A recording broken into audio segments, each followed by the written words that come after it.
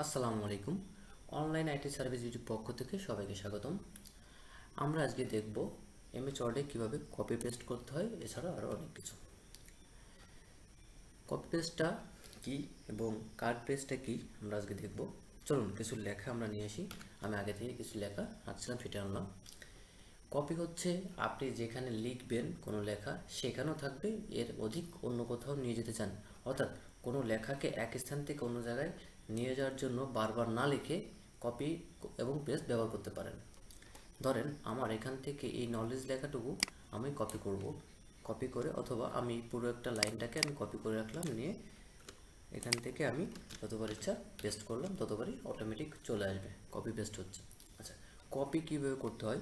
Copy করার system হচ্ছে keyboard থেকে কন্ট্রোল প্লাস সি একসঙ্গে প্রেস করলে কপি হবে। কন্ট্রোল প্লাস সি একসঙ্গে প্রেস করলে কপি হবে। অথবা আপনি চাইলে সিলেক্ট করার পরে আপনার রাইট বাটন প্রেস করবেন মাউসের, তাহলে দেখতে পারবেন এখানে কপি অপশন আছে, এটাতে ক্লিক করলে অটোমেটিকলি এটাও কপি হয়ে যাবে। তাহলে আমরা কপি দেখলাম, এবং এই যে কপি করার পরে তাহলে এখানে আসতেছে কীভাবে, সেটা হচ্ছে আমরা পেস্ট করছি। পেস্টটা কীভাবে? ধরেন এই যে লেখাটাকে আমরা এখান থেকে কপি করছিলাম, কপি করার পরে আমরা এখানে পেস্ট করব, অর্থাৎ কিবোর্ড থেকে কন্ট্রোল সি এবং কিবোর্ড থেকে কন্ট্রোল ভি, এখানে কপি অর্থাৎ সি এর কন্ট্রোলের জায়গায় ভি, তাহলে আমাদের পেস্ট হয়ে যাবে।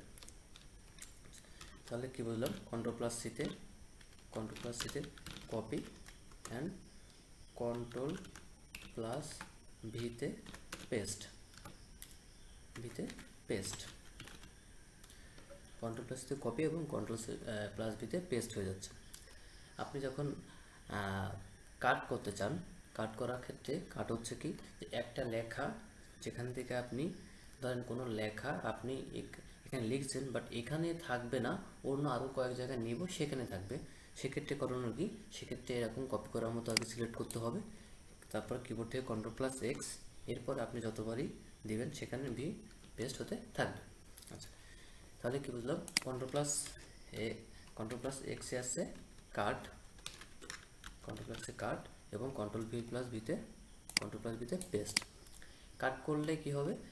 কাট করলে একটা জিনিস মাথায় রাখতে হবে, কপি করলে আপনার যেখানে লেখা সেখানেও থাকবে, এবং আদার্স যেখানে নেবেন, অন্যান্য যেখানে নিচ্ছেন সেখানেও থাকবে, সেখানে যাবে। আর আপনি যদি কাট করেন তাহলে যেখান থেকে লেখাটা নিচ্ছেন সেখানে থাকবে না, বাদ বাকি যেখানে যে পেস্ট করতেছেন সে জায়গায় থাকবে। এটা হচ্ছে পার্থক্য, এটা আপনাকে অবশ্যই মনে রাখতে হবে। যে আপনি দ্রুততরভাবে কাজ করার সময় আপনি কপি করবেন না কাট করবেন, অনেক সময় এক্স এবং সি পাশাপাশি থাকায় আপনি কোনটা করতেছেন এটা কিন্তু ভুলে যান। তো এটা যেন ভুলে না যান, ঠান্ডা মাথায় কাজ করতে হবে। তো আজ এই পর্যন্তই, নতুন কিছুর জন্য অপেক্ষা করুন। ধন্যবাদ।